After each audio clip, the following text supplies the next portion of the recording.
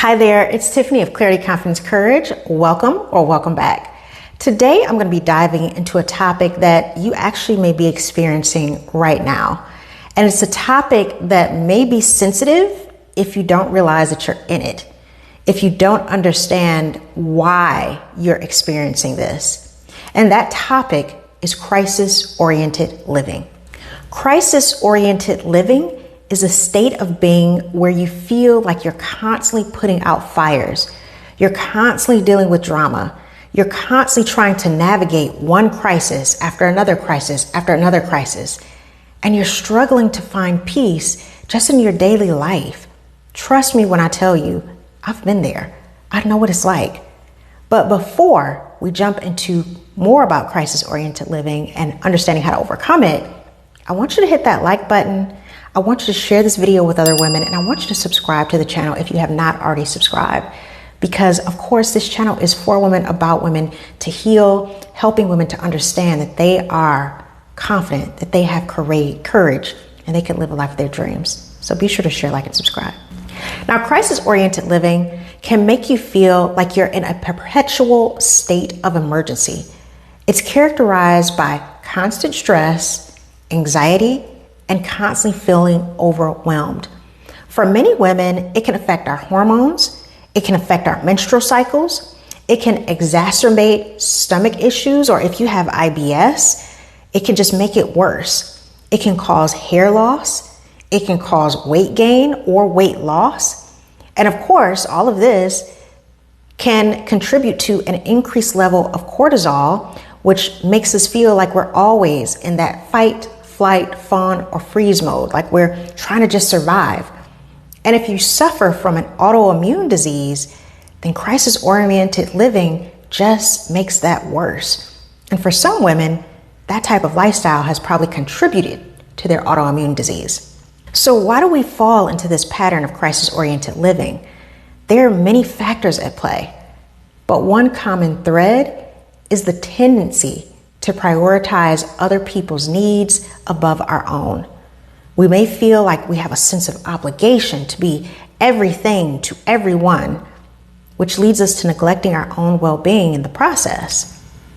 Now, the first step in breaking free from crisis-oriented living is to identify your triggers. What situations or patterns tend to send you spiraling into crisis mode?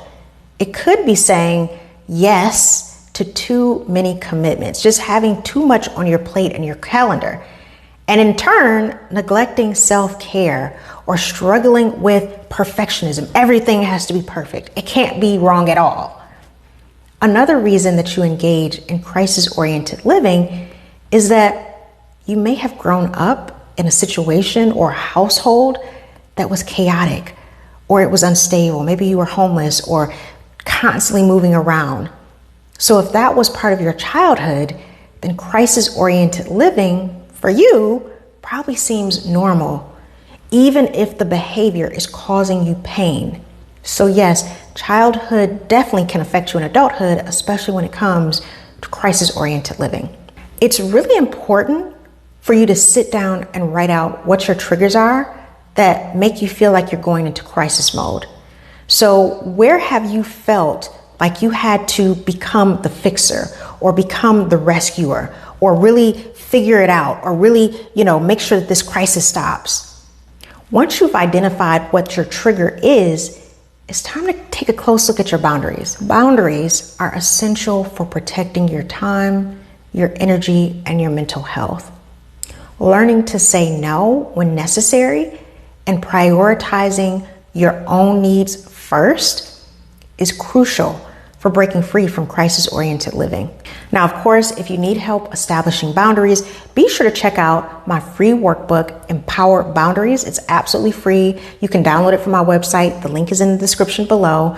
Go ahead and really read that short workbook and answer the questions that's in it, because it's going to help you to understand how to start building boundaries where you need to. Self-awareness is another key component. Take time to check in with yourself regularly. Be willing to ask yourself introspective questions, such as, are you taking on too much? Are you neglecting your own needs to help someone else all the time? Are you trying to rescue someone out of a situation that they created themselves? Are you overly involved in other people's lives or their drama? Are you being too helpful? Are you always trying to help when really you shouldn't even be involved? Remember, just because something is on fire for that person does not mean it has to be on fire for you. You are not everybody's firefighter, proverbial firefighter.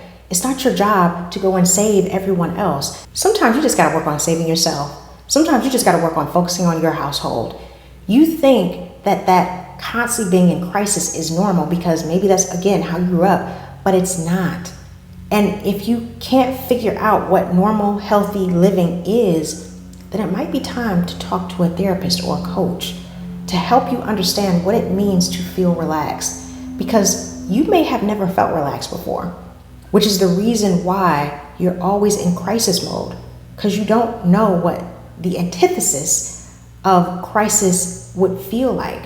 You don't know what the opposite of that feeling is. By tuning into your thoughts, your emotions, you can catch yourself before you fall into old patterns. Sometimes you have to step back and say, you know what? That's not my business. That's their situation. They're an adult. They can handle it. Don't put yourself in other people's crisis. I understand how you feel though, because I used to be there myself. I used to put myself in situations where I was always trying to rescue someone out of situations that they themselves created. Now, mindfulness practices, whether it's meditation, deep breathing, or simply taking a moment to pause and reflect, can really help you when it comes to pulling yourself out of crisis-oriented living. When you wake up in the morning, try to put yourself in a grounded state. I've talked about this in other videos, but start your morning off with maybe jotting down a few lines of affirmations. Today is going to be a great day, or I respect myself, or I love myself. Then journal a few thoughts around your intentions for the day, how you want your day to go. It helps you to ground yourself and to get yourself focused on the positives versus waking up and rushing out the door and, oh my gosh, I have so much on my plate. Again, going into crisis mode. Start your day off focused on the positivities in your life, the gratitude that you have, so that you can take your mind to a space of thankfulness, which also can avert you putting yourself in circumstances that put yourself in crisis-oriented living. And definitely reaching out for support. Surrounding yourself with people who understand and validate your experiences can make all the difference. Making sure that they're people that you trust, that care about you, and truly want what's best for you. Remember, breaking free from crisis-oriented living is a journey, not a destination. By prioritizing your well-being and setting boundaries and truly cultivating self-awareness, you can create an ecosystem that's filled with peace, balance, and fulfillment. And you can say goodbye to constantly feeling like you're in crisis mode. Be sure to share, like, and subscribe. Thank you for watching. Until the next time.